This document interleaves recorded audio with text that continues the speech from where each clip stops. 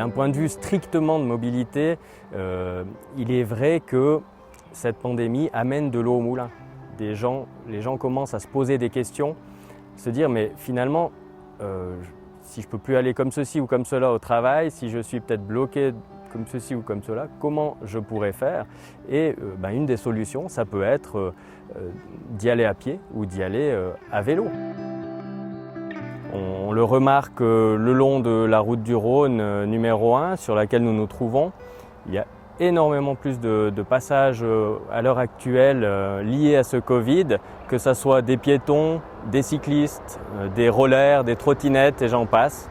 Donc on a remarqué sur le compteur que nous avons tout proche d'ici, à Sion-Uvrier, une augmentation de l'ordre de 60% pour le mois d'avril de passage de cyclistes par rapport à la période 2018-2019.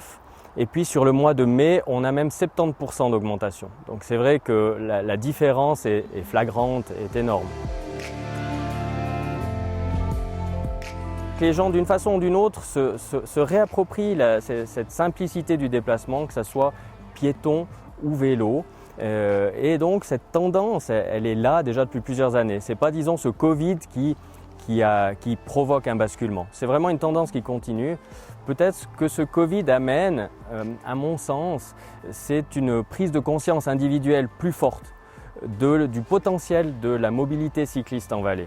On remarque qu'on a finalement un terrain de jeu qui est très intéressant, ne serait-ce que pour citer la plaine, mais aussi avec les vélos électriques, gentiment les coteaux. On a des conditions climatiques qui sont exceptionnelles comparativement à d'autres endroits en Suisse ou en Europe. Donc toutes les conditions, qu'il y a autour sont favorables. Au service de la mobilité, nous n'aimons pas mettre en confrontation les différentes mobilités. Chaque mobilité a sa place, a sa valeur, et c'est finalement la mobilité la plus performante à un endroit donné qui doit primer. Donc si à tel endroit c'est les transports publics qui sont la mobilité la plus permanente, c'est eux qui doivent le demeurer. Si les transports par vélo peuvent être plus performants à certains endroits, surtout sur des distances plus courtes, il faut faire le nécessaire pour aller dans cette direction-là. Et puis à d'autres endroits, c'est peut-être le transport individuel motorisé qui va rester le plus performant. Donc il y a vraiment, plutôt qu'une confrontation entre les moyens de transport, il faudrait plutôt voir comment les combiner au mieux. On sait aujourd'hui que la plupart des gens se déplacent de façon multimodale.